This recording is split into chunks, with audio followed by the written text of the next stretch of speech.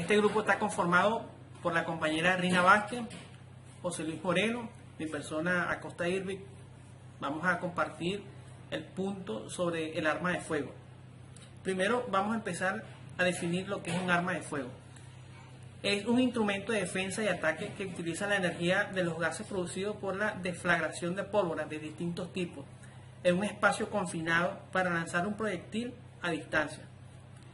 Estas armas pueden ser ligeras, incluyendo pistolas, revólveres y ametralladoras, entre otros. La denominación arma de fuego se debe a que las primeras inventadas no quedaban, eran en otro tiempo y echaban una llamarada de la boca por la boca del arma, una llamarada peculiar. Entre los elementos de sujeción están destinados a mantener ácido y firme el arma, especialmente en el momento del disparo. Pueden ser de formas muy diferentes: revólver, pistola, fusil, escopeta, subfusil, entre otras. El mecanismo de disparo se trata siempre de un percutor que es accionado mediante un gatillo. Puede ser simple, semiautomática o automática. A diferencia del elemento de proyección, se trata de un cilindro hueco denominado cañón. Puede ser único o doble. Además, en función del tipo de arma de que se trate, puede haber otras partes. Tenemos el mecanismo de extracción.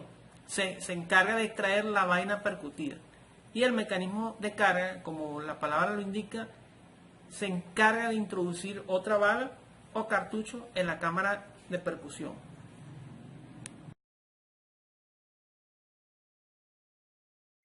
Las heridas por lo general se componen de tres partes que son muy importantes. 1. Heridas de entrada. 2. Heridas de salida. Y 3. Herida interna.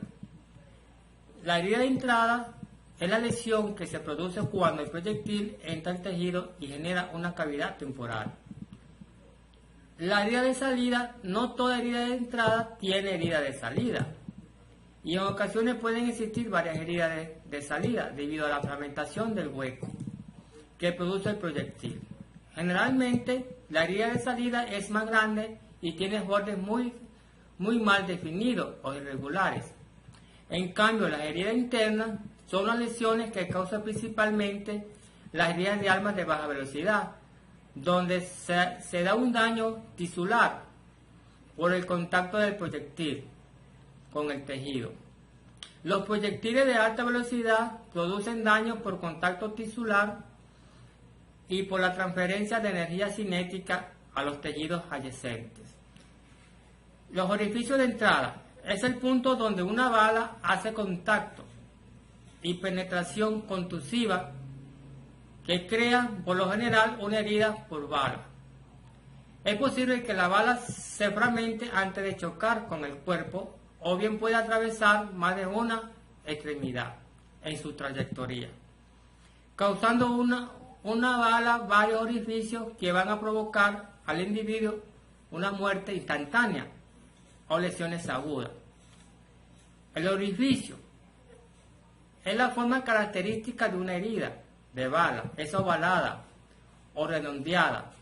Los orificios causados por el disparo de corta distancia o de contacto suelen dejar un orificio de forma estrellada, mientras que los disparos más distantes tornan los orificios de entrada en forma de ojal. El grado de elasticidad del tejido que contacta la bala con condición de tamaño del orificio de entrada, de tal manera que éste pueda ser del mismo tamaño, menor o mayor que la bala misma. El orificio de entrada tiene signos aportados por el arma, el proyectil y la pólvora que son de trascendencia médico-legal, ya que permiten: 1. Establecer lesiones por arma de fuego. 2. Ángulo de incidencia. 3. Distancia. Y 4. Lesiones ante mortem o post-mortem. Puede ser único, lo más habitual, o múltiple. Pueden ser redondeados u oval. Puede seguir las líneas de las fibras elásticas. El disparo a corta distancia, y más en las bocas de jarro, forma estrellada por el efecto de los gases, de dentro a fuera. Diámetro variable, mayor o menor que el proyectil. Influye la forma del proyectil, la velocidad de llegada y la elasticidad de la piel. El orificio de salida es originado por un proyectil y luego de finalizar su trayecto en el cuerpo es irregular, mal definido. En varias ocasiones es impredecible su localización y esto es por el probable choque con las partes del cuerpo como el hueso. Puede existir o no, muy variable en forma y tamaño. Por el mecanismo de producción suele tener los bordes evertidos. Si ha habido fragmentación puede haber más de uno, carencia de cintilla, desconfusión y tatuaje.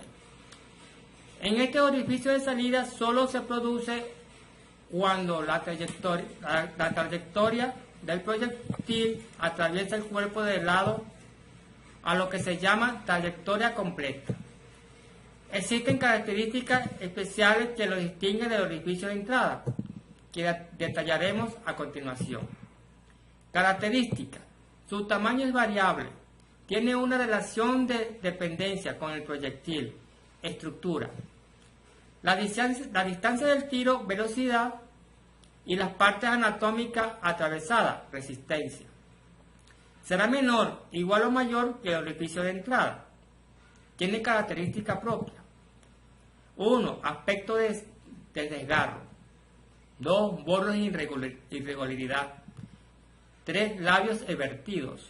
4. No presenta anillos de frizz, ni tatuaje ni humamiento. Estos son privativos del orificio de entrada.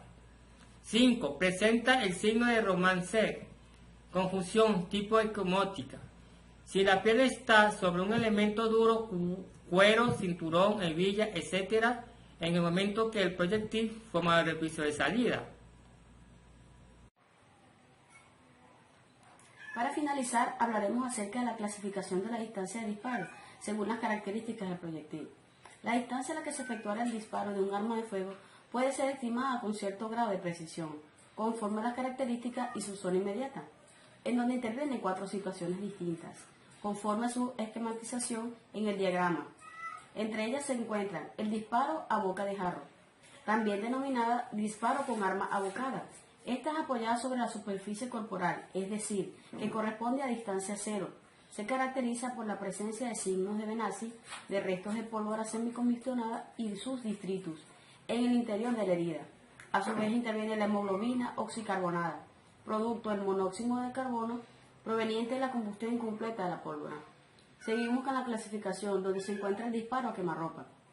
Este es efectuado dentro de la distancia máxima de alcance de la lengua de fuego, que sale de la boca del cañón del arma, que luego es expulsado el proyectil y que en armas de puños puede llegar a alcanzar hasta 10 centímetros.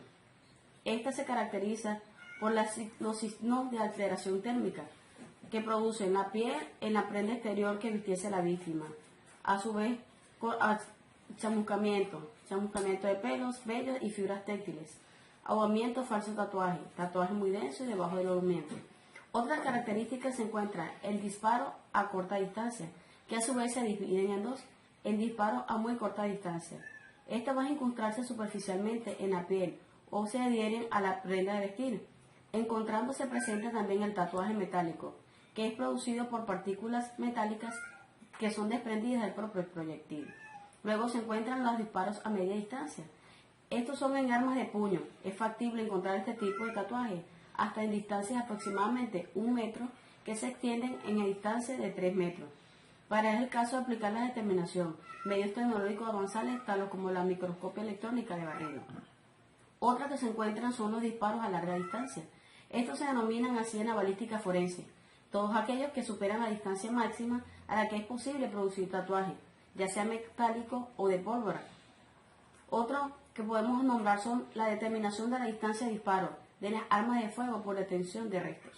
Como ya expliqué anteriormente, la presencia, distribución, forma del área afectada, la densidad de los depósitos de restos de pólvora, partículas metálicas y aún de restos de las sustancias constitutivas del fulminante determina su presencia a través de la aplicación de técnicas y procedimientos químicos adecuados que nos permiten reconocer las presencias radicales que existen entre ellas, donde se mencionan los nitratos, nitritos, plomo, cobre, antimonio y varios provenientes de pólvora, proyectil y fulminante. Como caso particular, les mencionaremos el disparo de escopeta, que es una determinación de disparo por la rosa de la dispersión de los perdigones. La escopeta es un arma de hombro de ánima, lisa, diseñada para disparar cartuchos a proyecciones múltiples, conocidos con el nombre de perdigones, cuando son de diámetro relativamente pequeño, o postas. Cuando son los mayores, básicamente, el cartucho de escopeta está constituido por un cilindro de cartón o material plástico con culote metálico o bien totalmente metálico, el que porta en la zona central de su culote la cápsula es porta fulminante. Al efectuar el disparo, los proyectiles o perdigones son expulsados por la boca del cañón del arma, avanzando en conjunto durante un trecho de su trayectoria, lo que se define vulgarmente como se avanza haciendo una bala, es decir, que se comporta como si fuera un proyectil único. Luego hablaremos de las técnicas y procedimientos utilizados por este tipo de arma. Por la distancia de su determinación a la que ha sido disparada un arma, se utilizan procedimientos y técnicas variadas, cuya elección estará a cargo del perito de conformidad con las particularidades propias de cada caso. Pero podemos decir que en general se recurren a procedimientos químicos, salvo el caso de los disparos de escopeta, donde se utilizan procedimientos de orden físico, tendientes a determinar la presencia de ciertas sustancias, características de los disparos como así dispersión de la distribución de la misma.